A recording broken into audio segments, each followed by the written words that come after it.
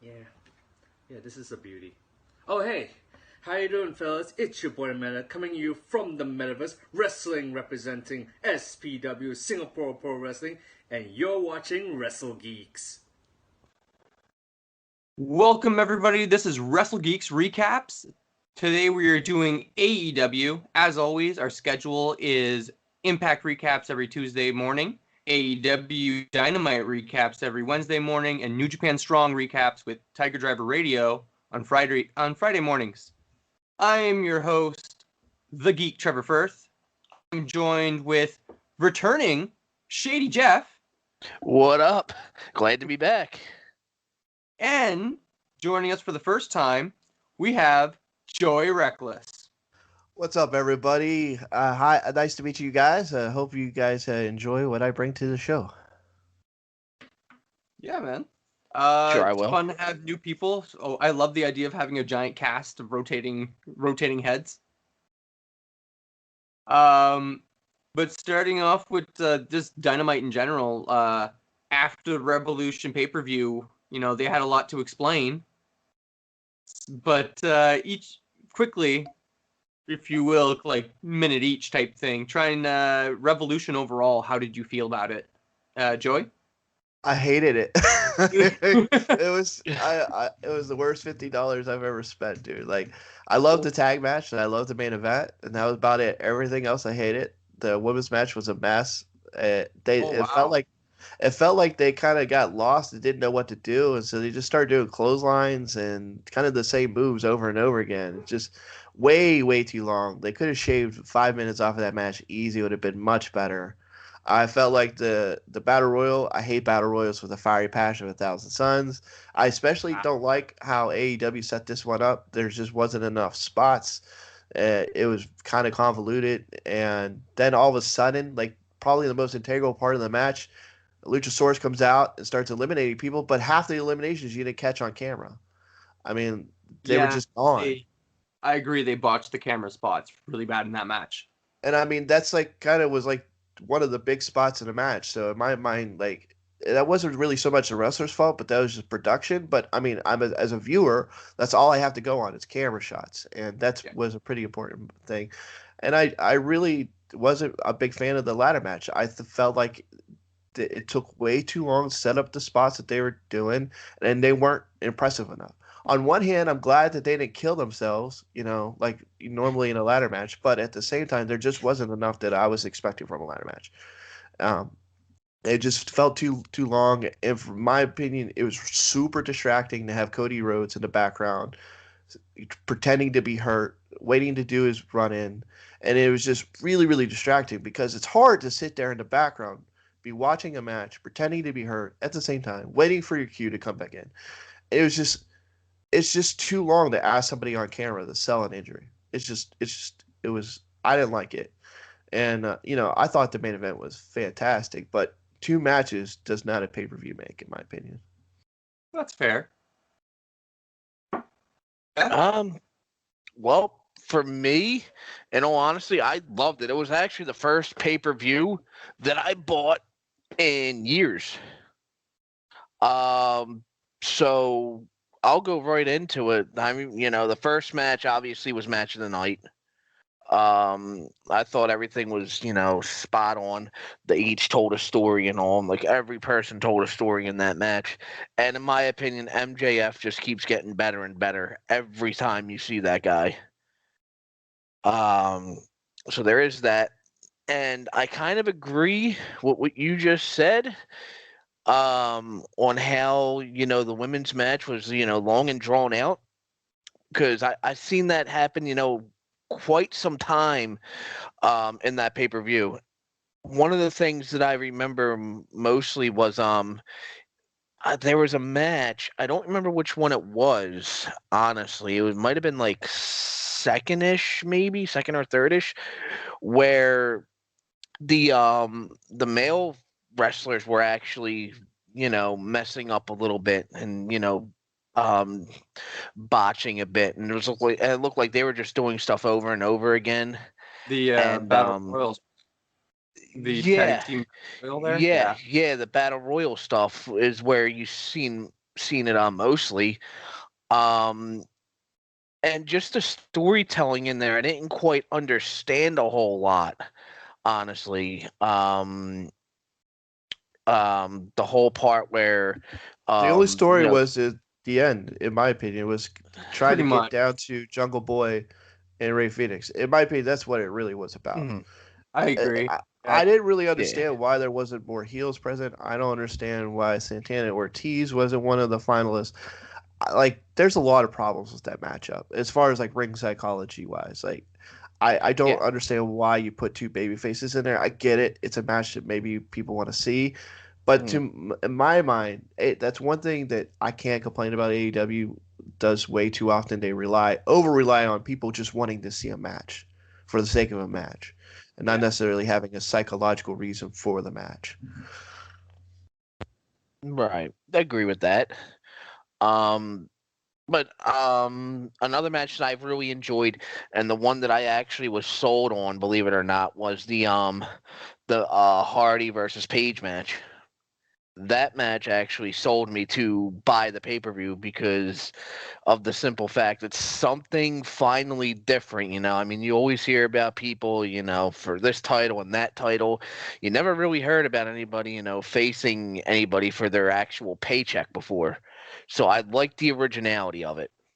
They actually, I've actually, I'm a geek when it comes to like Mm. territory stuff. Like, I'm Right. not the foremost expert, but versions of this match have taken place. Oh, Like, you absolutely. have to Right, right, really right, look right. hard. Right. I Like, mean, my winnings purse for the last 5 months, or like there's mm. versions of this match, but nothing quite like this. Right. The one thing that I do remember, something like it was the first ladder match that I ever saw.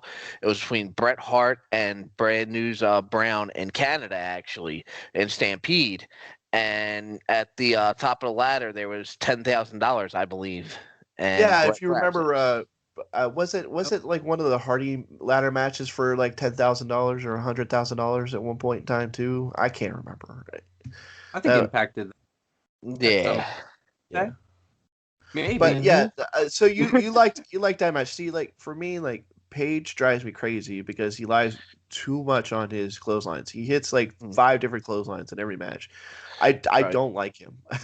I don't get any joy out of watching him work. And for me, as much as I love like what Matt's contributed to the business, he's just a broken down old man. I mean, his hips and his knees just make my body ache because he just looks like he just hurts the whole time. And I feel bad. I mean, I don't want to see him retire because I want him to go out on his own choice. But man, Right. to me, he can't go like he used to, and he needs to be able to go with somebody like Adam Page to really get a good match. In my opinion on that whole thing, um, any character that he was given, he ran with it to his fullest. You know, his Hardy Boy gimmick, his Hardy Boy gimmick, his P1. even V1, his broken, and now this, like any gimmick that he had or any character that he had, he was able to perform it tenfold. Oh yeah, like dude, he's like the kind of guy that like you see this every once in a while. Like somebody gets thrown with a trashy gimmick, and for Yeah. whatever reason they make it work. For my money, Cody Mm, Rhodes is a number one example of this, of like just trash gimmicks, mm. and every time he made it work. I mean, for crying Yeah. out loud, he got a mustache over for crying out loud. I mean, a mustache. Yeah. But the final match, Jeff, Yep. the barbed wire match. How'd you feel about it? Because there was no explosive. It was just called the barbed wire match. Well, I'm gonna go right off the bat right now and say that the second I saw the ring setup, I hated it. Absolutely hated it. First off, when you have a barbed wire match, you do not wrap the ropes in barbed wire. You take the ropes off and have the barbed wire around the ring post. That is how every single barbed wire match is done, to my knowledge, in ECW, But in yeah, hardcore Japan.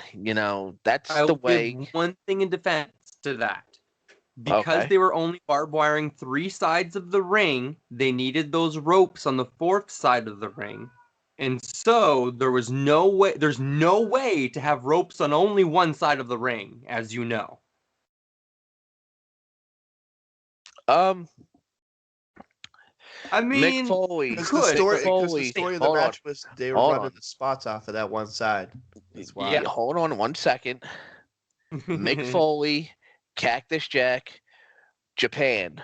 Okay? Yeah. Same exact match. And it was all barbed wire, and one section was cut off. There was Yeah, they no could have ropes they on could that have went side. they could have went with that too. Okay, they could have went that way, I suppose. Yes. I've seen it done, but it's very rare. Like with the ropes, it's generally considered to be a safer way to do it. That's probably why they did. I mean, this is mainstream televised wrestling, ultimately as well. Like, but again, that's the problem with doing the gimmick in the first place. Yep, Right. I agree. We've seen them use barbed wire before, and I never had complaints about it before, but it did look a little hokey. True. Now, well, hokey was, and I know I'm not supposed. I don't know if you want to talk about this or not, real quick, but hokey was people fighting over a Sonic ring. 100%, man. You were spot on that one. I'm sitting there going, "Where's Leroy Green? I want the Switch Kid in this match." Because I'm like, if you're gonna have a Sonic ring up there, you need the Switch Kid in the match. Like, come on. Yes. But like, now, I originally thought that it was a golden donut, right? That's what I thought they were wrestling for, was a golden donut. And then my buddy texts me, and he's just like, nah, it's a Sonic ring. And I just started dying. He's like, I can't take credit for it. My brother-in-law said it. But ever since I heard it, man, it's been hilarious to me. Okay. So before we go into Dynamite for March 10th, I'm just going to do a dark shout out for AEW Dark on March 9th. I have a shout out match, which is Fuego del Sol versus QT Marshall. I watched the Sammy vlog, so this has been built up in the Sammy vlog for like months at this point. So it's just a really fun match for me. So, and it stood out to me for that reason. So if you're gonna watch a match on Dark because you have time and you're bored, that one's worth it. Got either one of you have something you want to bring up from Dark? Nope. I guess just tune in to Paul White, see what he has to say. No, tune into tonight's, and yeah, we're recording this on Monday, but tune in to Elevate. For that one's that's cool. But yeah, March 10th Dynamite. First match of the night, we start with Matt Jackson in the ring. Matt Jackson going up against Ray Phoenix right off the bat, and this one was just, this is Matt, in my opinion, showing that he is not the lesser of the two Young Bucks, like some people seem to think he is. I loved a lot of the high flying spots. I loved a lot of the technical wrestling as well, because these guys just mix it up and do a bit of everything. It's really fun. I've always enjoyed watching any iteration of the Young Bucks and Lucha Bros go at each other. It always works out for me. But it ends with Phoenix getting planted by a pile driver, and Matt Jackson goes over. But what did you think of the match, Joey? Dude, this match was everything that I was expecting the pay-per-view to be. I mean, I loved this episode of Dynamite.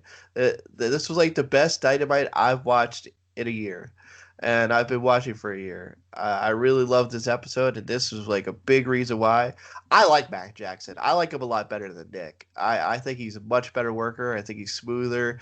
I think he looks better. I mean, I get like Nick could do some more flashier things when he does like his hot tag thing, but I think like the better all-around worker is actually Matt. And him and Phoenix just tore the house down. I mean, there was no ring psychology, really. It was just like moves for the sake of moves. And I mean, if you're not into that, this match is going to drive you crazy. But if you just want to see athleticism and just two guys go for almost 20 minutes, Yeah. and just like go all out. Like this was a match for you. Like I loved this matchup. Like it was just it made me tired watching it. But I loved it. I will say I watch a lot of. I agree with you 100% about Matt Jackson. Nick Jackson at times feels over choreographed for me. Like when people say the Young Bucks are over choreographed, to me I feel like that's more directed towards Nick than Matt. Only because Nick's offense is very. It's more high flying, but it has to be more choreographed because of how high flying and how fast paced it is. It takes more setup. My wife can't stand either of them. They drive her nuts. But for me, I love this matchup. But she was not happy. She's just like, "Where's the story? Like, why don't they slow down?" I'm like, "That's not what kind of match this is." I loved it. What do you think, Jeff? I personally didn't get a chance to see the match, but I've heard great things about it. Obviously, whenever you have any of the Young Bucks in there, you're gonna get a show. They're talented guys. So yeah, in a lot of ways, this matchup was basically just there to set up the feud for these two. You gotta keep in mind that Rey Fenix and Pac won the tag team battle royal, so they're gonna get a tag team shot upcoming. Yeah. We don't know yet when it has. I don't think it's been announced. It wasn't announced on this Dynamite. I know that. Yet. And so it's just like the Young Bucks versus Pac and Phoenix, like setup. Like I would not be surprised if this week we get Pac versus Nick. Right. I mean that would make sense. Oh, no, and in my opinion, whenever they do decide to have that match, whether it's on pay-per-view or at a Dynamite, that match needs to be the main event. Yeah, I think so. Oh, we forgot one side issue about the matchup. SCU was in the crowd, and they were watching. So here's my theory on this one. At first, it's going to be Young Bucks versus Rey Fenix and Pac, but somehow, some way, they're going to get this team involved, and we're going to kind of get like a three-way match. Because, in my opinion, this makes sense to try to get to Double or Nothing. I mean, that's in May. We have almost a whole month to get through. You're going to need another tag team. I don't think you could really do a tag team feud that long. I mean, it's theoretically possible, but modern day attention spans just can't handle that kind of length of time with just two teams. No, right. There's only so much you could do. This is not Japanese having a third team kind of be in the mix would be interesting and get you there, I think. No. I agree with you. I was going to say real quick, if you guys don't mind, about that, that month gap and all. This is why I actually like AEW, because they actually have time to build for stories and all. They're just not, thrown around 1 week it's Sheamus and Drew McIntyre, another week it's whatever and whatever, and there's just not enough time, because it's every 3 weeks you have a pay-per-view. You don't have enough time to tell an actual story. It's just, this guy's going to go over this guy's going to beat this guy, these two guys are going to have a match in the main event, and, just one of them will win, and we'll carry over the show next time, so on, so on, so on. I agree with you on that one. This is, that's one of the,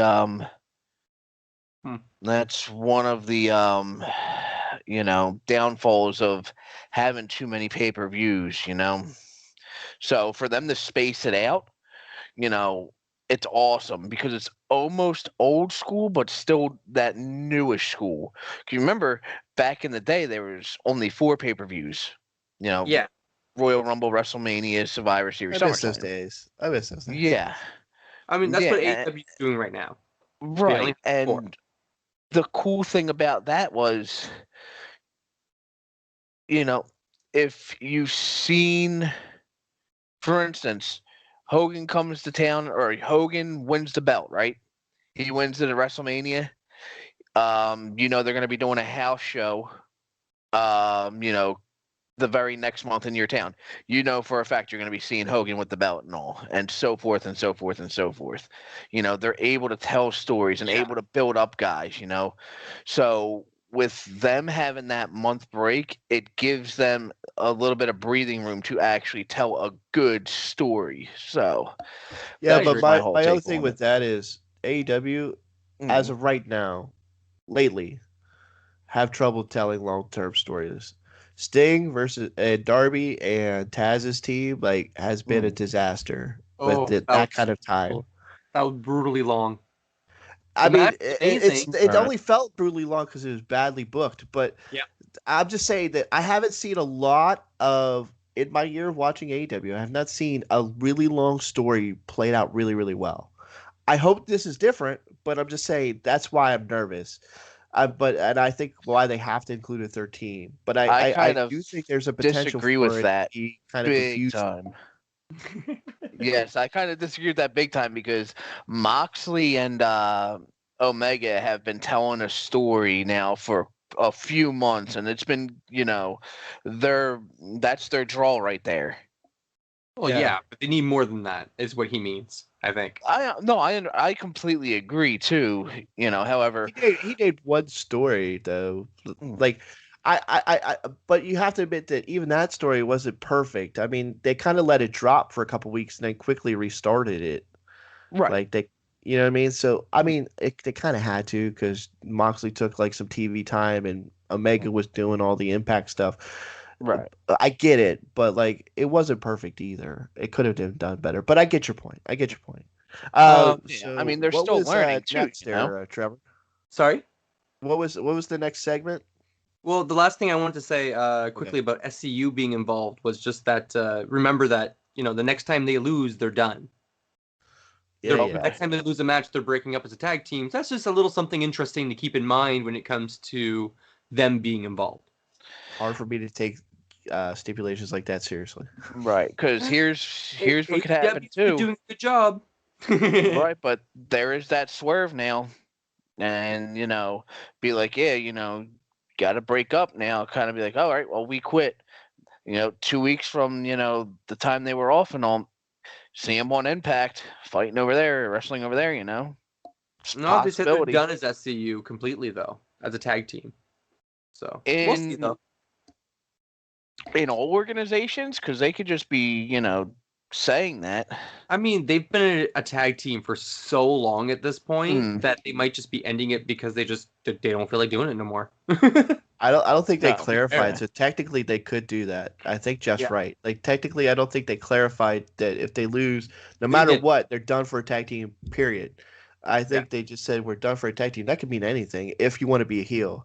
You could be you could be all super specific and be like, well, technically, we just said we were done if we lost. Well, we're not here anymore. So we're gonna go to Impact and we're gonna go be team, and that makes them heels instantly. So the next segment was Eddie Kingston, John Moxley sharing drinks, having a talk.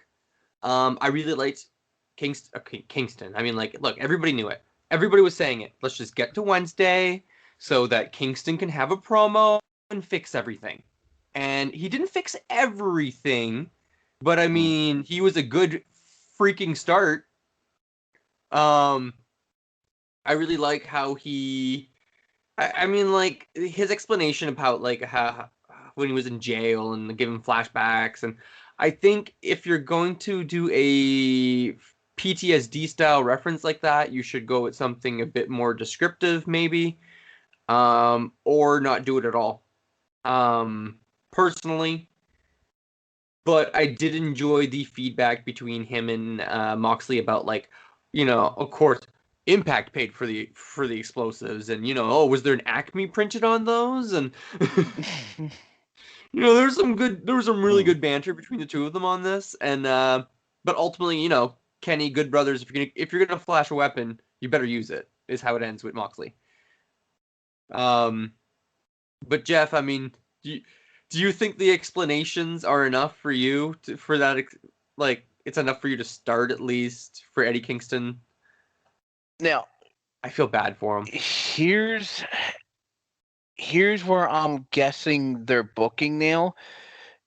Did they book the wrong match? Because when you bring up prison, it doesn't necessarily, mean barbed wire. More so means cage. If it was a cage match, I'd completely understand the, the whole thing about flashbacks. He's talking about his time in jail with cops yelling in his face, with cops yelling in his face, and just the traumatic, trauma compared to the anxiety and trauma and stress of waiting for the countdown and the explosion to happen, it triggered him. Essentially, and I'm studied confused PTSD. just hearing it. Yeah, I'm confused just hearing it. And I totally get it. I'll be honest. But Okay. really Yeah, loud noises, unfortunately- anxiety, and stress will trigger PTSD episodes. Well, see that part I know because my stepdad, when he was alive, he couldn't be around fireworks at all because it brought back, flashbacks of him being a Nam. Okay. So I completely understand that part. I just don't understand how a countdown is going to trigger,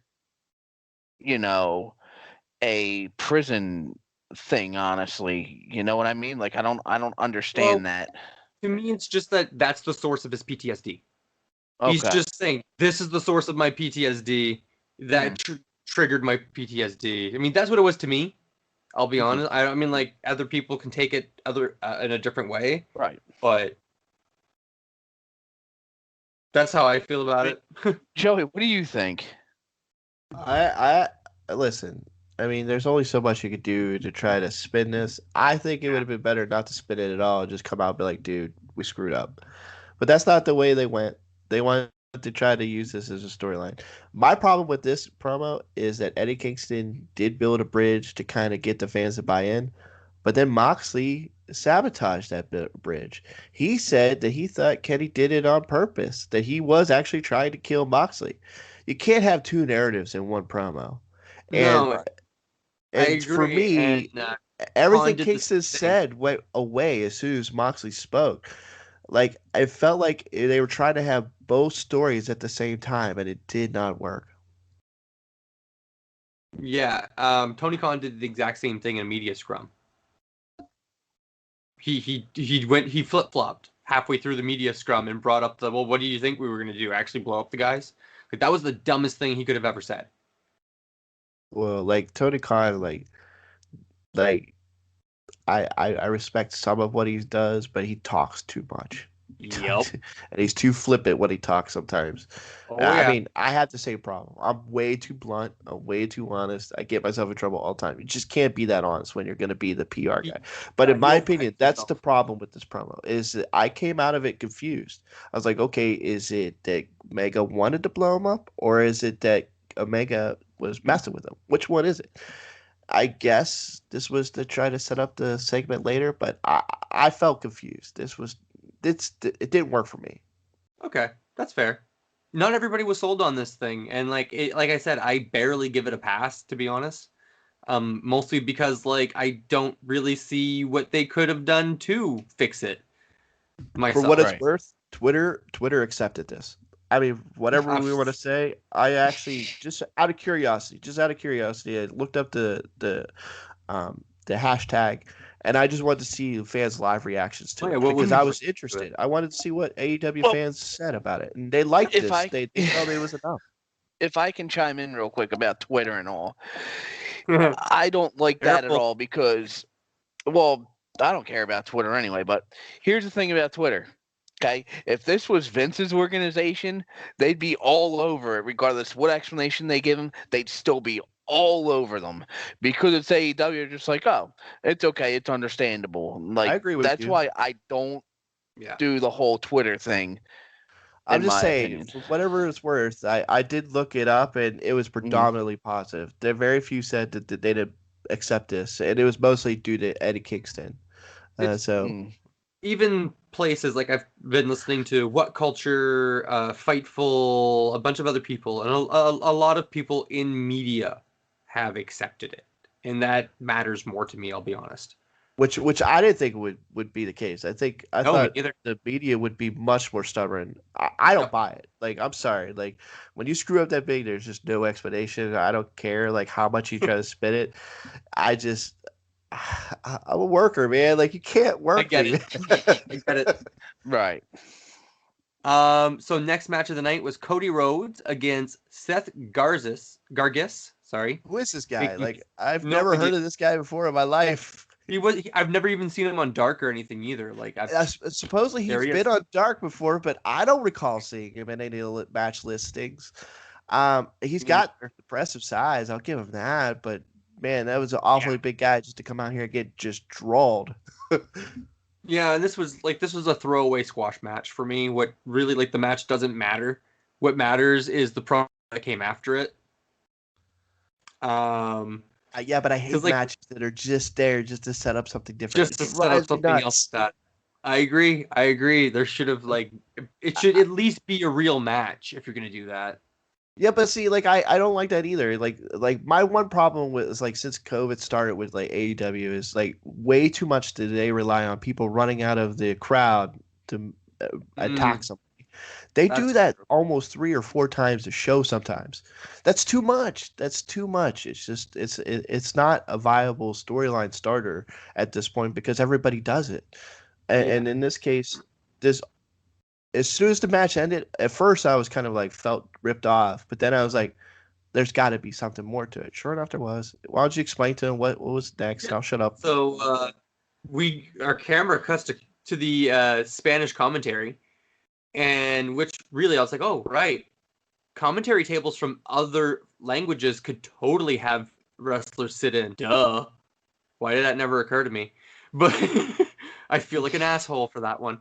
But no, Pentagon was on the Spanish commentary during that match apparently, and he gets up and starts he tells Alex Fuentes, who's on the pre-show and on the post-show, that to translate for him. And I'm just gonna say the way that Alex, like, Pentagon has a way about him when he speaks, right? He's got this certain suave and style that he's able to just give off with his body language, and somehow Alex is able to like replicate it really, really, really, really well. Because everything I got out, I feel like I got everything I was supposed to get out of it. But Alex, like, just telling him, Pentagon said something. He goes, Cody, Penta says every time. Like, there's just something about that too. I really enjoyed the arrogance and the cockiness of it. But he's just like, Penta says you're lucky he didn't break your arm worse than what he did. Penta says next time he's gonna break your arm so bad that you won't even be able to hold your little girl when she's born, or like or some that, or it was I could have broken your arm so bad that you wouldn't have been able to hold your little girl, maybe. Yeah, it was something like that. I am paraphrasing, but it really didn't matter because before he could really get the words out, like Cody was already in motion. Cody was already on.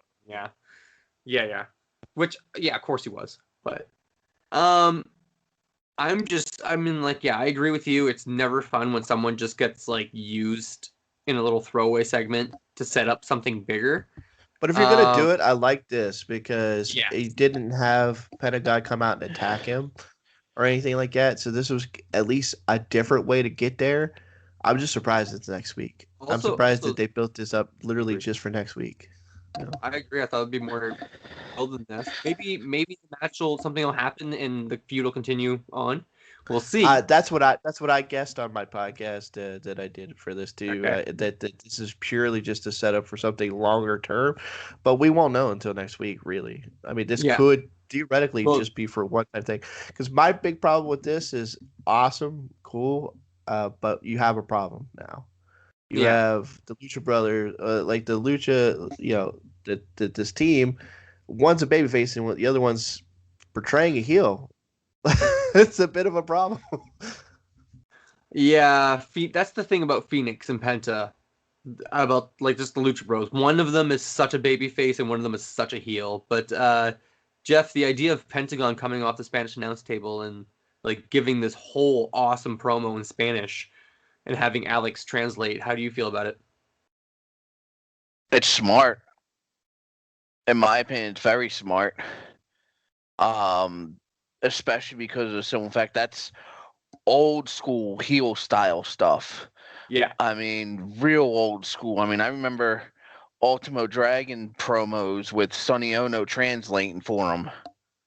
So, you Yeah, I like it. It was really good. I'm excited to see the match.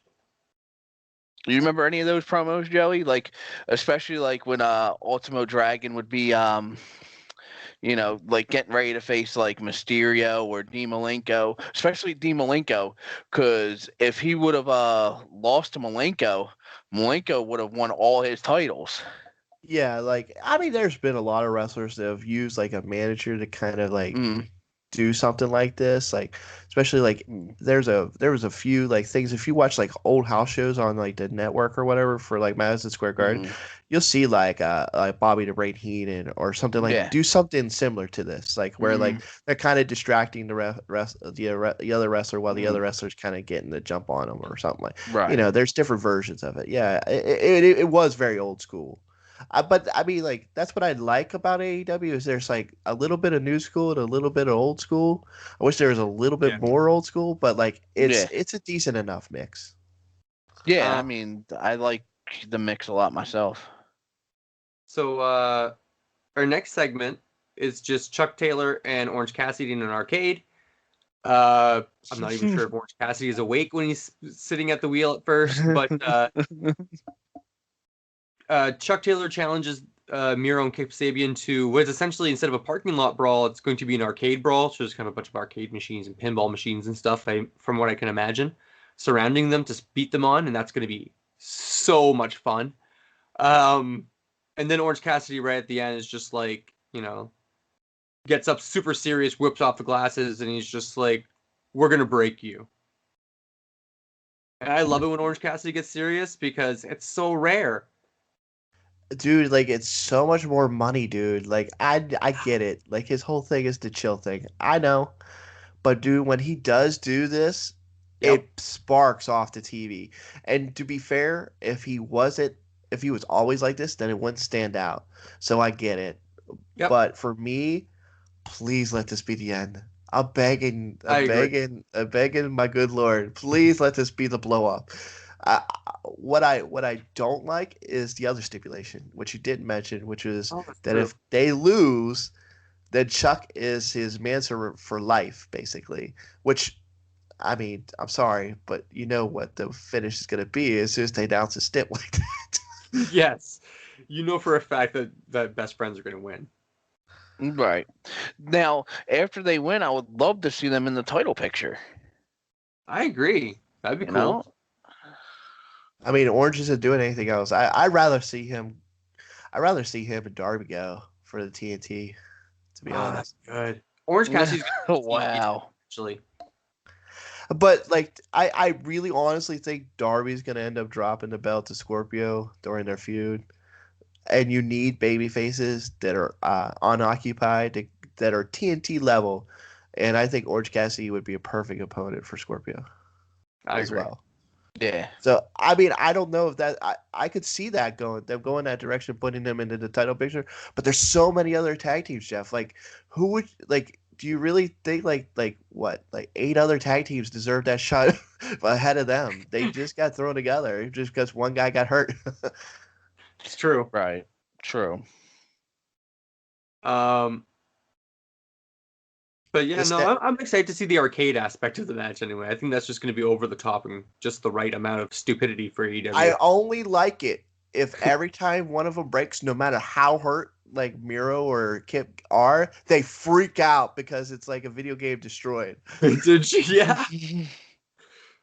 Oh, that vintage arcade machine was worth just going like, there's only so many made, all this kind of stuff. That'd be good. But the next segment is supposed to be Sting talking with Tony Schiavone about his first match since 2015. Which he starts to talk about, and he puts over Darby, of course. But then we get Lance Archer coming out of the tunnel. And Lance Archer's just like, oh, of course, he gets time, but we don't. We never get time, right? Like, and I'm like, what are you talking about, Lance Archer? You never get time. Jake the Snake's on this rambles so often that you're paying for the time that he's gone over. Yeah, I didn't quite understand that promo, honestly, because I always thought that Archer got a hell of a lot of time. Like, he's got a hell of a lot of TV and mic time. It's because of Jake Roberts. it was just purely heel. Like No, I don't guys, know no, why. I don't know why they're making him go back heel. He worked as a babyface for me, but this was clearly a heel promo. He came out of the heel Yeah. entrance, and he was saying heelish things. I don't get it, but okay. Okay, I'm gonna say it. Little like spoiler for what's coming ahead. I would have put Christian Cage in this spot, and I would have put Lance Archer in Christian Cage spot. Yeah.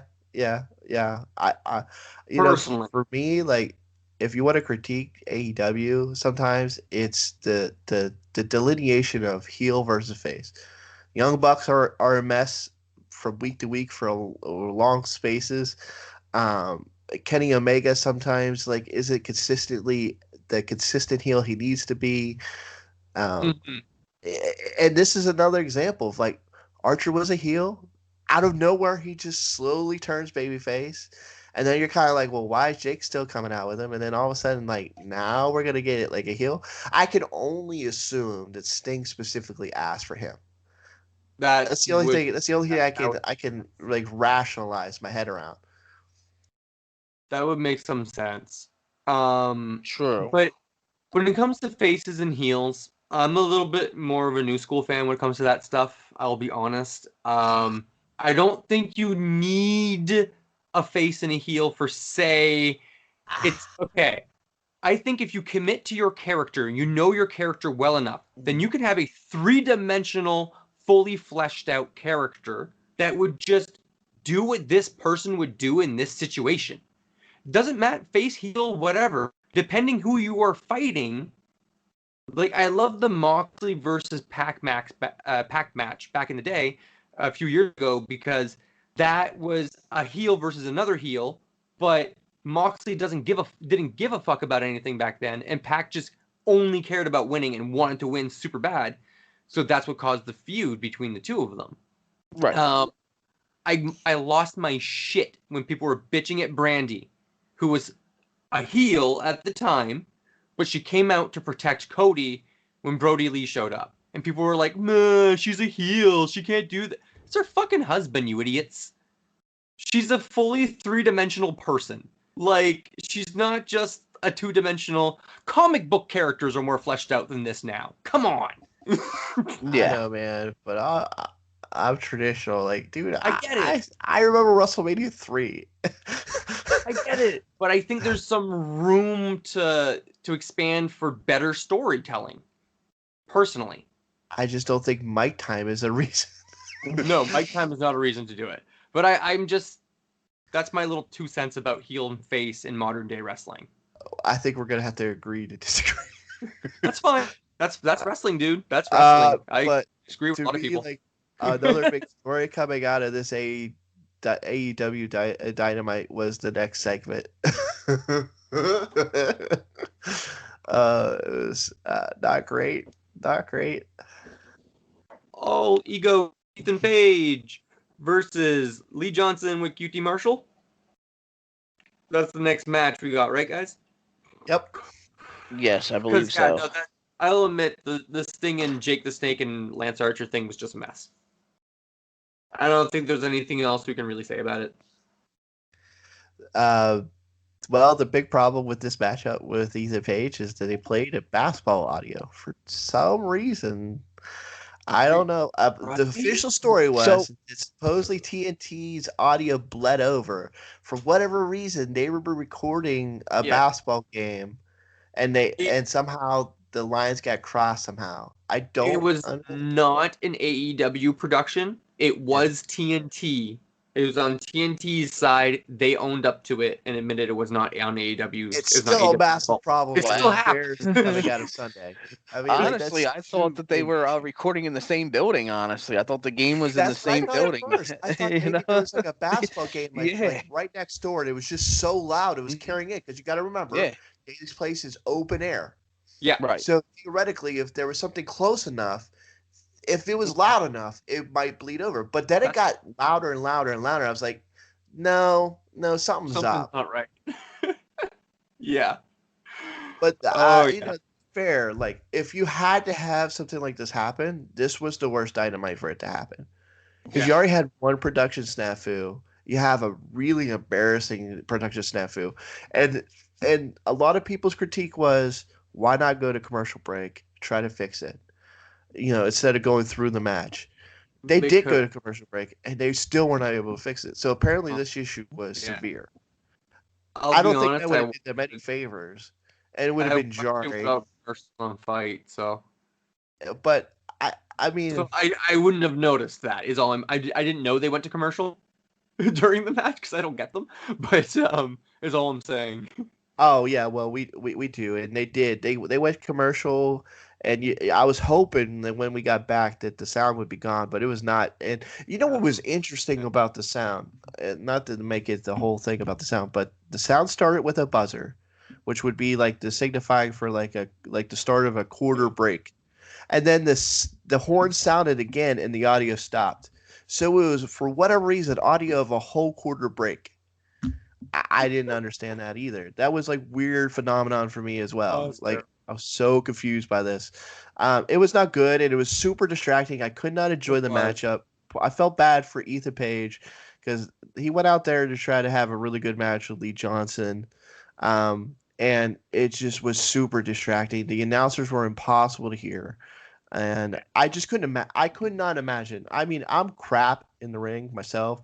I could not imagine what it would be like to not only wrestle in front of barely 1,000 people when you're used to like selling out buildings, but then have something like this over top of your match. It'd be so distracting because it sounds you're not used to. There's no way anybody's That's watching true. That'd be wrestle really in front of like a distracting. basketball court. It would just be so distracting, and to know people at home are distracted, I felt bad. Ethan Page did go over though. Yes. They did post the match on the AEW YouTube page with no basketball audio. Well, at least Afterwards, they did that. I mean, like, if you really want to go see Ethan Page's like first matchup in AEW without the production snafu, at least that option's out there. That's kind of nice to have. yeah. But he goes over with the Ego's Edge because he's using a Razor's Edge or a oh my god, what's the other name for it? I keep thinking Bad Luck Fall because that's what Bad Luck Fall he calls it, but I don't remember the actual name for it off the top of my head. My only problem with him using this is Lance Archer kind of uses something similar. I mean, he ends up going into like more of a sit down powerbomb with it, but you might want to pick something a little bit different. Personally, the move does. I said it on the Revolution recap, but personally, for me, that move doesn't work as a finisher for him. Who am I? He's not big enough. I am nobody to tell him who his finisher is, but for me, it doesn't work. Yeah. But after the match, Ethan Page beats on Lee Johnson. QT Marshall just stands there and watches. Dustin Rhodes comes out for the save, and QT storms off. Continuing the story from the Battle Royal on Revolution. I didn't hate this continuation of a story either. There's no run-in. It was quiet enough to where, like, if you really weren't paying attention, you would have missed this. But it was technically a continuation of QT slowly going heel here. Obviously, that's the story. So True. I agree with that, 100%. I want to know what QT's going to do. If they're going to like break the Nightmare Family in two different factions, a heel faction and a face faction of it, maybe. I think I think they're going to stick with him, kind of breaking off at first. But it's going to be interesting to see if they do more than that. But it goes all the way back to when Lee Marshall got his first victory. He thanked everybody but QT Marshall. That's what really kind of started this, and they've been slowly doing little things here and there. And this was the first thing where, like, I think it was obvious enough that you could have caught it. I love that Jess like slowly falling asleep on camera. It's been rough, guys. It's been a rough day. Like, you just keep getting closer to the camera and more asleep. I'm sorry, I'm boring. Yeah. No, it's not that at all, I promise. Yeah, I'm a hardcore gamer and all, so I spent the majority of my morning starting at 3 to about 3 in the afternoon trying to get to level 100 in Fortnite before the season ends. So yeah. That's Oh, cool. good, Like man. I didn't mean to call you out like that. I was just trying to give you a hard time. No, you are cool, man. Trust me, I know I'm sitting here falling asleep. I don't know Believe you me. well enough to bust balls, but I had to, Oh, man. it is cool. It is All cool. right, so you want to jump to the next segment there, Trevor? Yep. So next we get Alex Marvez backstage with Hangman Page, which all I have to say is like he's got the lawnmower, which is badass. I love the lawnmower. All of Dark Order shows up. Well, first John Silver's like, "Hey, can I get a ride?" And he's like, "Sure, jump on." And then he does that thing when you like a hitchhiker is just like, "Hey, can I catch a ride?" And then like 10 people come out of the bush. So like the rest of Dark Yes. Order is out. They all jump on and they're like, "Whoa, whoa, whoa, five. There's a weight limit, dude." And then Five has to run after them as he drives off. And I love how they shoot. Although, if you go back, you watch this, the lawnmower almost tipped Yeah, over. they almost They tipped over. did. Yes. They did. For those of you who don't watch BTE, this is a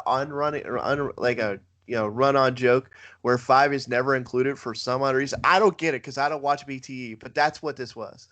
No, it's what. Yeah, they shit on Five for everything. Five is the dump guy. The next segment, which I thought was a really sneakily good match, although it had its flaws. I'm not gonna say it doesn't, but Britt Baker, Nyla Rose, and Mackie versus Thunder Rosa, Shida, and Ryo. I mean, there was problems with the matchup, but in my mind, it was better than the women's match in on pay-per-view. But I'm a big Britt Baker fan. I'm from Pittsburgh. What do you want from me? I like Britt Baker as Right. well. I will say it. But personally, I've been freaking the hell out on Maki Ito. So yes. It's just you have more yes. You know what? I did feel bad for her though. She didn't get the same reaction because it was a different crowd. I kind of thought Yes. maybe since this was Wednesday, maybe like some bleed over people hadn't quite left the area yet might come see the Dynamite as well. But it was a completely different crowd. They did not know who Mackie was. Whereas on the pay-per-view, she got an awesome pop. I will say, her continuing to sing and not giving a shit that everybody in the ring around in front of her is brawling was awesome. And the moment Hikaru Shida gets up to her, she just pop right on the head with the freaking mic. It was awesome right up until the mic shots. The mic shots were so lame. I just was rolling my eyes. I was like, "Come on, you're from Japan. Just shoot on her and just hit her with full force in the face with the microphone. Come on." She's really bad with weapon shots. That is something she's consistently bad with. I will say that. I mean, there really wasn't the right home much about this like matchup. No. I mean, it wasn't bad. It wasn't great. It was like somewhere in the middle, which is kind of unfortunately where a lot of the AEW women matches are. But Thunder Rosa ended up winning this matchup, even though the heels cheated, which I thought was a nice touch. You know, you kind of set up the heels. You kind of think that the heels are going to win. That's kind of like what the whole story really was. And yet the babyface overcame. I felt like the finish, if you're going to go with that story, that the babyface overcomes, you got to set up a few more obstacles, and she's got to kind of pull it just out of her hat with something like out of nowhere. They didn't quite do that for me. I agree with you. I think they could have done something more, like something a little bit more flashy with the ending. So just like the ending wasn't nowhere, just boom, just something babyface style, like flashy, and just go home. But really, all this really, again, although we got more of a match, the big story was that they set up Britt Baker versus Thunder Rosa because Britt Baker attacks her after the fact. Yes. And then for whatever reason, Rebel felt compelled to try to buzzsaw with her crutch for Thunder Rosa's face. I don't know what she was going for. I don't know if she thought the head would actually fit through the crutches, which is not physically possible. No, that's really crazy. But it did not work for me. While she did what is Britt Baker's thing? What is it called? The lockjaw? Lockjaw. Yeah. Okay. Yeah, she had that on, and Reba was doing something with the crutch that was just not working for me. But we would find out more about why they did this later. Do you want to go over that now, or you want to bring it up when they mention it in the show? I'm cool with going over it now. Okay, well, they're supposed to have what is that? The unsanctioned match and it's gonna be, if I'm not correct about this, correct me, Trevor, the first ever women's main event. Off the top of my head, I think it is the first Dynamite women's main event. Yes. I can't remember one. I mean, if this is not the first one, it doesn't happen often. No, it does not. Dynamite usually only has one women's match on it, so So the only other lights out unsanctioned match is, correct me if I'm wrong, but Omega and Moxley, right? No, we've had two other ones. Okay. We've had Janela and Moxley, as well as Janela and Omega. Well, then this would be the first females that get that stipulation. This is the first women's one. Yeah. I think this is well deserved. I think this feud goes way, way back. I mean, they kind of walked away from it for like a few weeks at a time here or there, just to kind of spite. I think you just can't go this long on like just one thing. But it really, really goes back to like what, before spring, what is that, Spring Blast or whatever that was? Spring, yeah. Beach Blast. Yeah, Beach Blast. They were doing it weeks before that, so that goes a while back, and I feel like this is the blow off, and it was announced for next week as the main event, which I can't wait. I know, like Jeff. I know you and me were like so sure that Thunder Rosa and Britt Baker were going to be the American finalist for the Eliminator tournament. We thought they were going to blow it off there. Yep. So I was super curious to see what they were going to do with it. Afterwards, what do you think about the lights out match? Like that's going to be cool in my opinion between those two. I think they're going to do something fun, but we'll see. Well, it's definitely going to push them to their limits and all for an absolute fact. And it's definitely going to take them out of their comfort zone. Oh yeah, because they're not used to being put. This is an all eyes on them now. So it's an actual, it's 50-50 now. They're either going to shine or they're going to shit the bed, and hopefully they don't shit the bed because they're two talented women, So I'm hoping that they go all out. As Shane McMahon and Angle said, fuck it, we'll go out there, we'll kiss and make up later or whatever the hell, and we'll just beat the hell out of each other. That's what I'm kind of hoping happens. So am I. I think they can't miss the mark on this one. Yeah. They really they can. I mean, if you remember their previous matchup, they had some chemistry issues. I'm hoping that they overcome that this time. Yeah. We did, before this match, there was the segment that was supposed to have Christian Cage. I forgot about this one.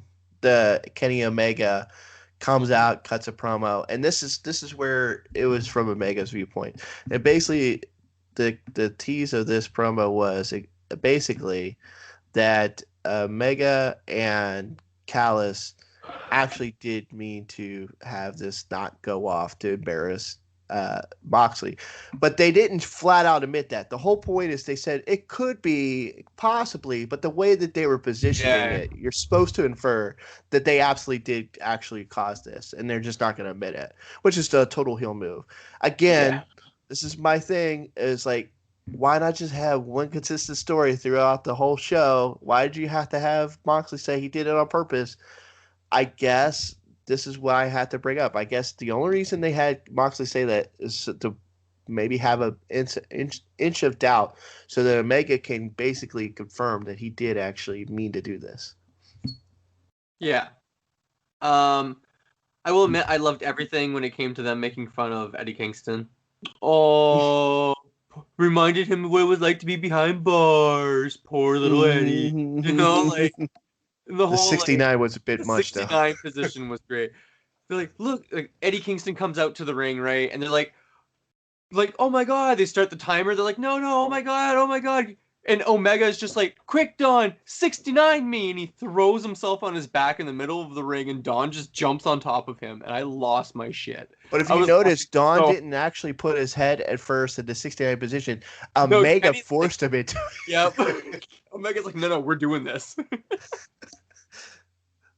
But I mean, like, it was a perfect heel touch for me. Like I felt like if you're gonna go with something, this is what should have been like the only thing that they should have went with is like have the heel because the heel could kind of get away with a little bit more. But I get it. Like, but again, my only down point is that it wasn't a consistent narrative, and for me that takes away points. And to me, they're already charging uphill as it was. Yeah. Eventually, Eddie gets goaded into punching Omega. The Good Brothers, Callis and Omega start beating on him. Moxley comes down. Big brawl happens. Then Christian Cage comes out because who was supposed to be interviewed at this time, and Kenny Omega just came out instead. And again, Christian didn't say anything again. He still hasn't said anything on screen, if I'm not mistaken. And he just picks up, beats up on them a little bit and picks up the belt and gives you that visual. And that's all that really was. And I'm like, no. For me, no. I'm sorry. But that means, I mean, I don't see what else you could take from this, but that he's insinuated instantly into the title picture. Yeah, and I don't like that. I really don't like that for Christian right now. That's way too soon, honestly. Way, way, way too soon. I think this is again the downside of overpromising of who it was going to be. You promise that big, you got to put him somewhere at the top of the card for at least a little bit to make it feel like it feels better. But I think it actually does the opposite, in my opinion. Like you guys voiced it already. You don't feel like this is really appropriate. No. There's a lot of guys that should be ahead of Christian for this title shot, but I don't see them going a different way than Christian and Omega. I agree. It doesn't make sense. It doesn't make sense for me at all. I would have rather, like I said, swap Christian and Lance Archer even. And I think Christian and Sting could have started a little feud together and then maybe be forced to team together for a little while, leave Darby to go do his own thing. You know what I mean? Like, there's so many other ways they could have, so many different things they could have done with Christian, and I just feel like this is the one thing they shouldn't have done. Well, why wouldn't Team Taz, let's say Team Taz attacks Christian, right? And you just develop like this thing, they have a problem with people walking in off the streets, just sweeping into AEW and thinking they're big time stars, and they've been here since the beginning and it's their show. Why not do that? That's simple, but really good. Yeah. Like, no, that makes perfect sense. And because you have enough faces and enough rotating parts in Team Taz to keep new feuds like that interesting. But you got to admit, you could see this match being phenomenal, right? Like Christian, I mean, I know he's not everybody's favorite worker or whatever, but he is really, really solid. You put him in the ring with somebody who is like arguably one of the best workers in the world. This match has the potential to be phenomenal. I agree with you. It definitely does. But real quick, just to go back to what you had said about him, Christian against Archer or whatnot. Instead of Archer, I'm saying put Archer in where Christian was. Okay. Because Archer, Moxley, and Kingston as a three-man team makes a hell of a lot of sense. Yeah. So, in my opinion, then, why not throw Christian into the TNT title picture instead? Because there's a lot of stuff he can do. There's a lot of newcomers he can work with too to, maybe help Darby is the TNT champion. And now if Scorpio wins the title, then that would make sense. However, here's the thing. Yeah. Here's the thing. Don't forget about Christian. He does, he did have a dark side to him. He was in the Ministry. He was in the Brood. So it'd be pretty cool to see if he actually made that transition to face Darby, a little bit of that Brood or, Ministry, carry over with him to, face Darby. Nah. Instant Classic is his TNA gimmick. That's what he's going by now. The countdown, the music, it's the same. Yeah, they just changed the colors. They just updated the video. Yeah, it really is very similar. True. I mean, like, when's the last time Christian's been a heel? I mean, I can't recall. He hasn't been a heel in a long time. One more match. One more that man. I hated Christian at that point, and I love Christian, and I fucking hated him during that storyline. Okay, that's like I could not stand that storyline. To me, he was a heel in that story.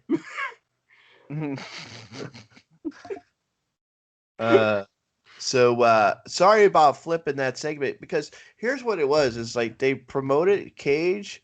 I missed the part where they said they were supposed to do an interview, and like when there was no interview, like I just kind of just spaced it. I apologize. Oh, it's fine. No, it happens. We've done it before too. Like I do it on Impact all the time, where like I'll be talking and then Jay will be like, dude, by the way, there's a little segment between these matches." I'm like, I screw Swinger Casino, okay? You know, that kind of stuff. But I mean, I don't know what else we can say about this one. Really, we Just know that the takeaway is that Christian looks like he's going to be taking on Omega. Yep. And for whatever it's worth, for all the AEW hardcores out there, I don't know how they feel about this. I don't think it's going to be overwhelmingly positive until they start developing a story. Yeah, I'm an Impact fan, so I'm happy to see Christian here, but I'm just not happy to see this storyline. Next we get Private Party, Matt Hardy backstage.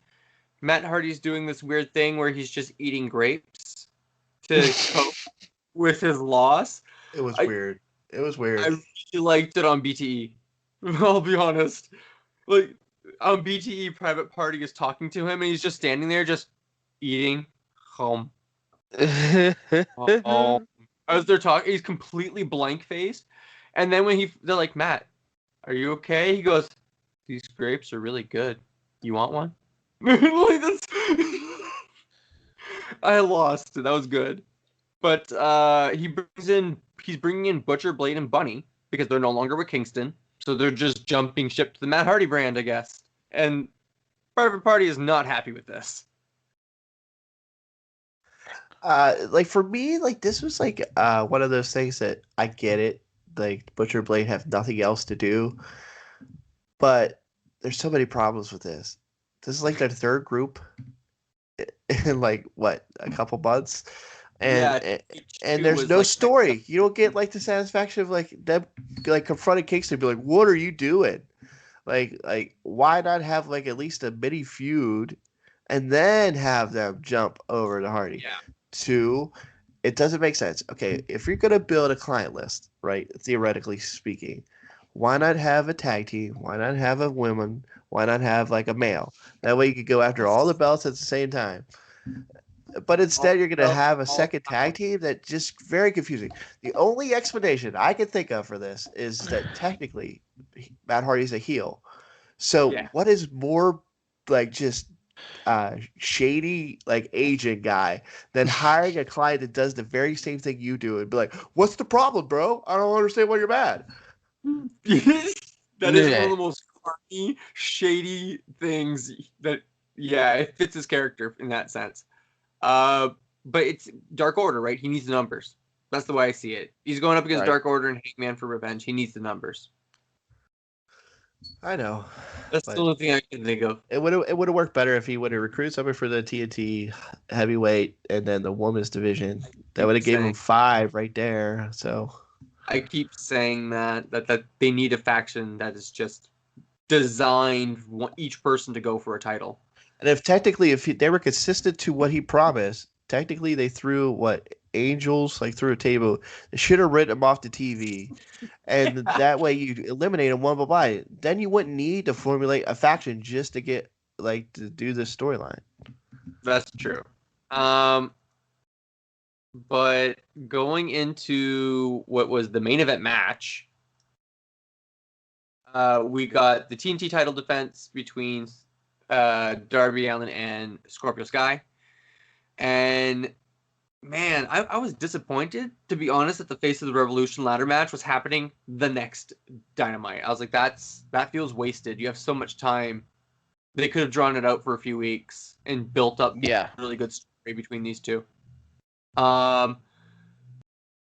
Scorpio Sky steals it, man. Like, He stole this match for me. He was the star of the match by far. Yeah. I haven't seen him that much on TV. I mean, I know, it just feels like he's been off TV forever, and I guess he had like an injury or something like that. And Darby hasn't been on TV wrestling either because like this whole lead up to like the street fight, right? Yeah. My only problem with this matchup, because it was phenomenal, is that Darby didn't sell like going through like multiple floors at all. Darby didn't sell anything from Revolution. No. I know. I'm barking up the wrong tree on that one, but come on, bro. Like, no, I sell it a little bit. I agree with you. You should have sold something from that match. Yeah, I mean, if it was me in that particular, I mean, I'd come out with tape and limping and the whole 9 yards, honestly, because you just went through a friggin' war. Yeah, I mean, Darby does win by the skin of his teeth. He's able to cradle Sky when Sky goes for a TKO, so he does retain. The story of the match was, was really good as well. Like Darby did like a somersault like from the outside apron inside the ring, and I don't know how he did this, but like somehow like dragged his foot in a way to where like it was believable he actually got hurt. Like for real. Like, it's hard to work me. And I literally thought this was a shoot injury until I realized it was his left foot. Yeah. And I was like, okay, he's fine. But, like, it was so believable, like, of a spot that, like, I really thought he actually hurt himself on this one. And the rest of the matchup was centered around an injury, which I thought was, like, a really good story. But really, like, again, like, as good of a match as this was, like, this is the thing for me with AEW is, like, you don't walk away thinking about the match. You walk away thinking about what happens after the match. And Scorpio Sky going full-blown heel is the story of this match. He just snaps, dude. Like, and he just rips on, like, submission on the ankle and just holds on to it until, like, he's forced off. And at first, I thought what was really interesting is that he at first looked like he kind of regretted it. Like, why did I do that? But then he gets like this sick, sadistic smile on his face. He's like, I liked it. I thought that was really, really cool. I was not sold on Scorpio Sky as a heel. I was. As soon as I heard him on commentary, I was like, he's way better as a heel. I found it so cookie cutter, terrible, basic. I don't know. I really didn't like his heel commentary. So I was just like, I don't know. Ladder match, he started to win me over, but I didn't enjoy the ladder match itself that much either, like you guys had said. But like, yeah, no, this was the moment where we're like, okay, cool. I'm on board with this guy. Him as a baby is forgettable. Like snooze. I could see a ton of guys do flippy flips. I'm sorry, you're boring. Get off my TV. Right. Him as a heel, I sit up and I pay attention. He was a star in this matchup. And fair enough. Like, I get like why a lot of people are like, why aren't we giving Scorpio Sky like more of a shine? Why aren't we using Scorpio Sky? And he had to say like on Twitter, I'm hurt, dude. That's why. Yeah. But like, like he was such a star in this matchup. Like he instantly like shot up in my mind on the roster. Like legitimately, I have like W2K, and I like literally had to go and download the entire AEW roster just because like I just can't stand WWE TV, and I just wanted to have my own AEW roster, and I just did not download him because I was just like, why? Like I don't like he's so boring, and like as soon as like I watched this episode, I went and downloaded him. Wow. But where do you sit on the on Scorpio Sky face and the heel turn for Scorpio Sky? Well, I'm a huge fan of the heels, so anytime I see a heel turn, it's awesome for me. So you're just in general. I'm just naturally an asshole. So well, like, do you agree with Trevor that like his commentary like during the match? Bill, wait, what was it for the final spot? Like between like 10 and Max. Did you feel like his commentary was like worthy heel material? I did, but I could get the complaint that it was a little derivative. But there's only so much you can do as a heel. Right, it's all been done. Yeah, I mean this day and age, everything's been done now. Everything. Here's the issue with the wrestling business. I know I'm probably going to go off topic, but here is the main issue with the wrestling business. Every story has been told. I mean, that's kind of the problem with You know, everything. And right, but here's the main issue, though. Because every story has been told, there's nothing fresh out there. It's just storylines keep getting recycled and recycled and recycled, and it doesn't keep your product fresh. That is a huge issue for the wrestling business right now. Yeah, I can understand that. I mean, every once in a while they could come up with a fresh idea, but it's very rare. I think he's 10 times more of a star as a heel, way more marketable, way more of a help to AEW as a heel. For me, he was forgettable as a babyface, just in my opinion. I mean, you guys, I mean, whatever you feel, like that's up to you. But me personally, there was nothing remarkable about him as a babyface for me. Right. Well, I mean, heels are times to shine, honestly. I mean, I remember the first time that I actually saw a real heelish thing happen. It was on Raw, and it was Austin and Pillman. And Pillman says, oh, yeah, you hear about Austin 316. We'll wait till he reaches like Pillman 9mm and pulls out the gun and all.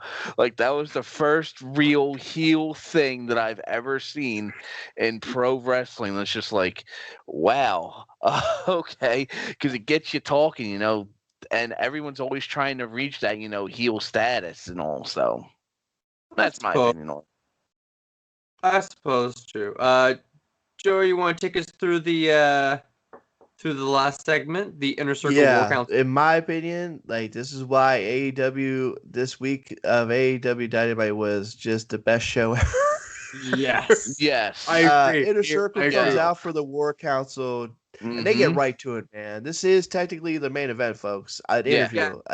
If that sounds boring, you got to watch this segment. You're missing out.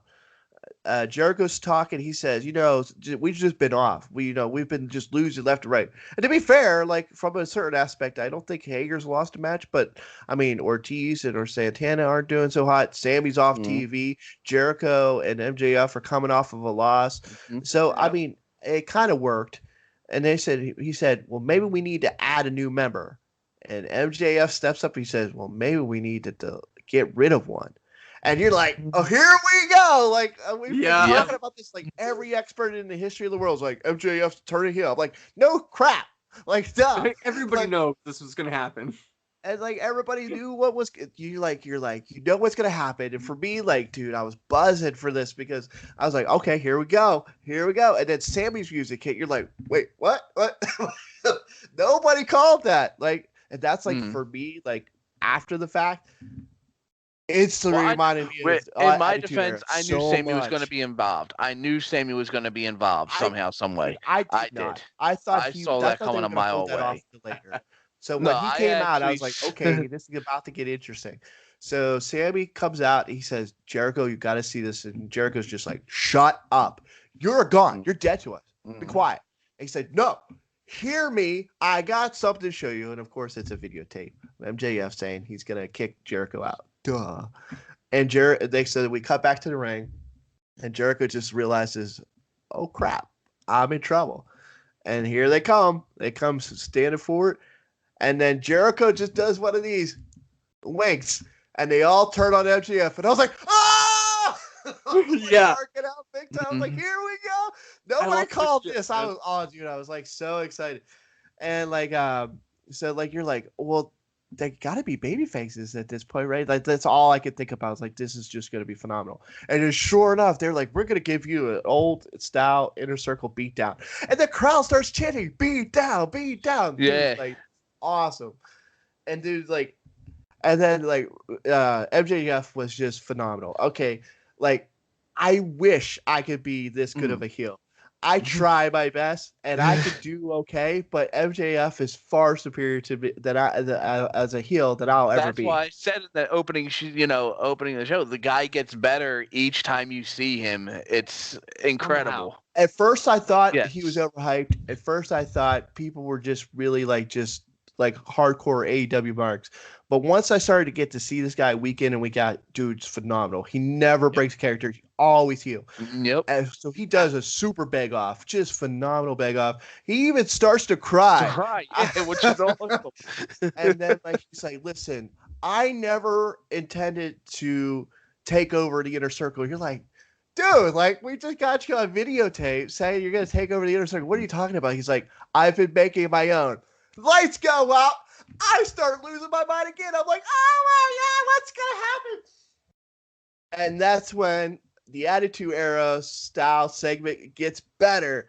Because then FTR, Wardlow, who's a beast and awesome from Pittsburgh, and well, Sean Spears, but like let's Whoa. let's just live in the moment. There's MJF and Wardlow and FTR, the Four Horsemen, baby, the Four Horsemen. I will let you know that Sean Spears, half of the AEW locker room is scared to take Sean Spears' chops. Okay. He might be a beast, but he's boring as crap. Get him off my TV. Wardlow's a beast. I'm a fan. Honestly, I'm a Sean Spears fan. Sorry. Yeah. But maybe it's just But the Canadian Wardlow was bias. the man here. Like he comes Yes, he out like was. a maniac and just destroys Sammy Guevara, and just kills him dead. What is it? That FTR shattered a champagne bottle over Hager, got rid of him. Yeah. And then Santana or Ortiz were basically bludgeoned and then handcuffed, both of them. And one of them took a pile driver that looked So sick. they both did. They both got pile drive. I know the one like looked really dangerous as all get up because his They were head both was handcuffed. below They his both legs. got pile drived. Yeah, one Like- looked nasty though. It was very dangerous. It was very, very dangerous. But that leaves Jericho basically by himself, and they just beat him down. And MJF's in the corner, just like soaking it all in, and it eventually led up to MJF just cold cocks him with his ring, busts him open, hits him with the baseball bat. And then they drag him up on the little entryway and powerbomb him off the stage. I mean, through a setup like thing that just Of course. was ruined it for me. But like, it's the modern era. I mean, they're gonna do a spot through some safety precautions. It's just what it is. Right. Like in some ways, I'm Yeah. thankful that Jericho didn't have to take like a full bump at his age. It would have been awesomer. But dude, this was like for me, for a guy who like was in high school during the Attitude Era and knows what a segment from the Attitude Era felt like. Yeah. That's what this segment made me feel like. You just didn't know what was happening. Like at first, you're kind of like, okay, I know exactly what's coming. I don't know what exactly coming. I definitely don't know what's coming. No. Yeah. It was just like one big thing of like, and like for me, like the takeaway from this segment was, what about AEW Revolution again? I'm sorry, who cares? Who cares? Yeah.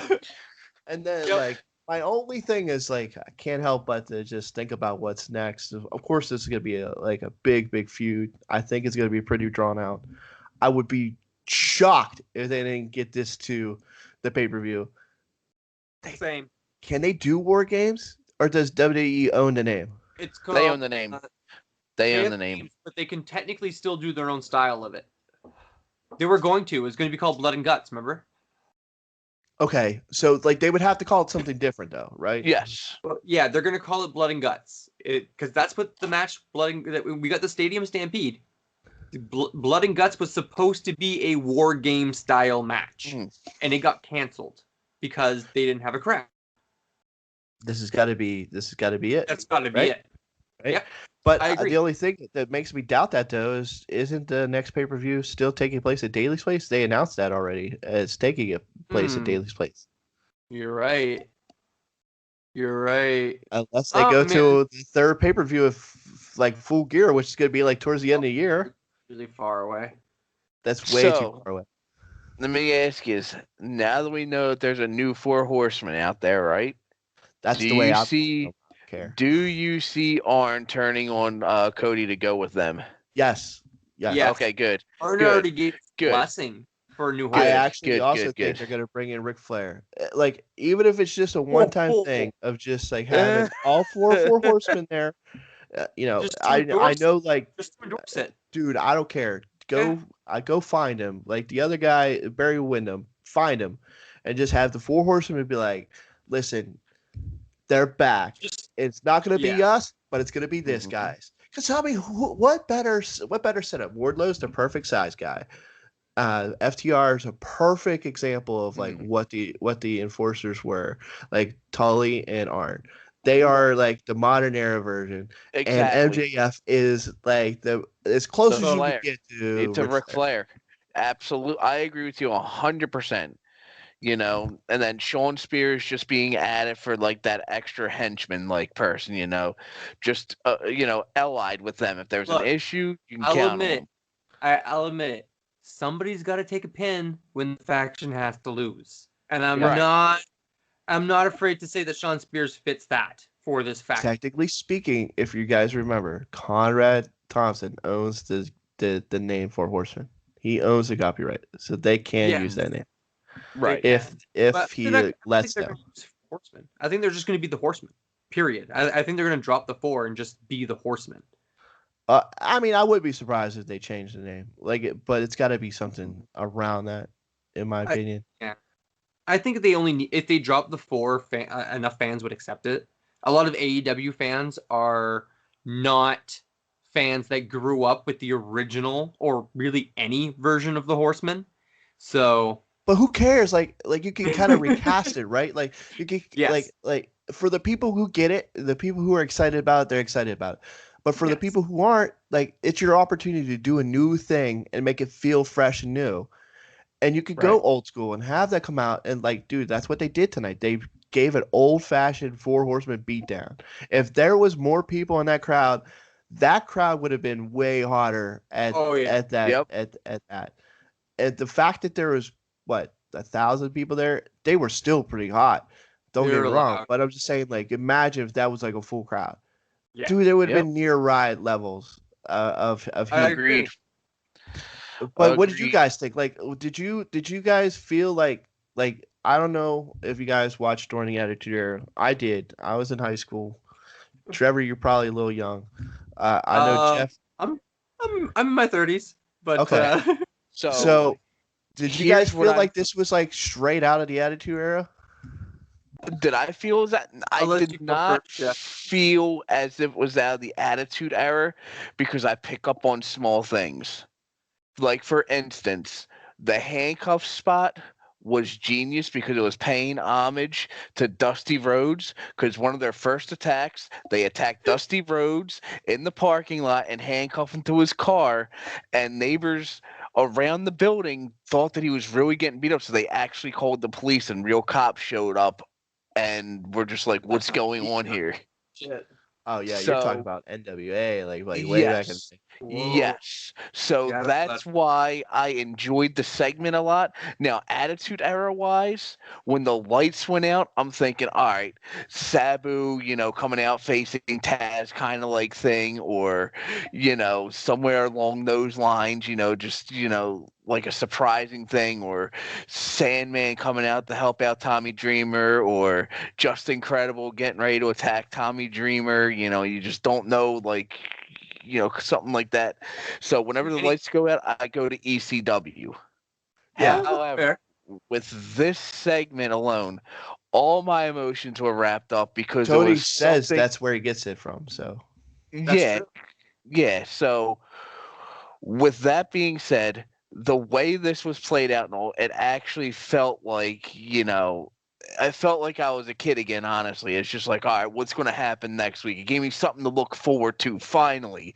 After about a good 25 years, I finally have something to look forward to, Right, yeah. So you liked the segment. You thought, like, it worked. I thought it was the best segment that I've seen in modern wrestling in a very long time. I agree. What about you, Trevor? Okay, well, to answer the question about, like, Attitude Era wrestling, so I didn't watch anything during the Attitude Era. I was going to say that. I'm so sorry to hear that. It's a lost childhood. Oh, well, no, because I grew up on tapes of WrestleMania 1 to 3, Survivor Series, Rumbles. Cool. I grew up on, like, my cousin would babysit me, and he was a big wrestling fan, and he had a bunch of VHS. So I'd watch that stuff. Okay. Oh, that's a Prince, way better is way one to. of my favorites. Yes. Yeah, Piper's one of my favorite of all time. But at some point, just like, I didn't know. I didn't have any friends that watched wrestling. My cousin was the only one. He was much older than me. I didn't need to be babysat anymore. He was going off to college. And it's like, I just didn't watch wrestling anymore for a while because I didn't really know about Monday Night Raw, like where to find it, didn't know any about anything. And so I was just like, okay, whatever. I was into a bunch of other things too, so I just went on, right? And then one of my buddies that I played Magic the Gathering with was just like, hey man, do you like wrestling? I was at his place playing. I'm like, oh, haven't watched wrestling in a long time. He's like, cool, Monday Night Raw starting, and he just turned it on, and that was in 2002. The So year I graduated high school. So Evolution is a big factions are huge for me because of Evolution. I will admit. I really they have I have a fondness for them because of Evolution. Well, Evolution was kind of like the first modern era Four Horsemen. Yeah. I mean, it wasn't cool, but that's kind of what it was supposed to be. I will admit, to me at the time, it was like, I was my God, I was 14. My mind was blown seeing Evolution. Oh, okay. You know what I mean? So but then I fell out of love of wrestling after Benoit died. Eddie and Benoit died, and I stopped watching until 2015. So. Oh, okay. So, yeah, that's a rough patch, honestly. When we lost Eddie and Benoit, that was such a rough patch. I remember I was just waking up. I had just got a cup of soda, and my buddy calls me up, and he's just like, "Did you hear the awful news?" I'm just like, "What do you mean?" Like, no. He's just like, "They're all gone. Like, Benoit, his wife and son are all gone." It's like, "What do you mean gone?" He's like, "They've all been found dead." Like, yeah, are you kidding me? Like, I couldn't believe it when I got the phone call. yeah. Dude, it was front page of almost every single newspaper in Canada. It was front page of newspaper here in my little place. So, but I love the faction. I love the idea of how they debuted it, the lights going out and all that stuff. That's just iconic wrestling to me. Period. Because yes, I have deep dived on a lot of this, on a lot of Attitude Era and stuff like that since getting back into wrestling.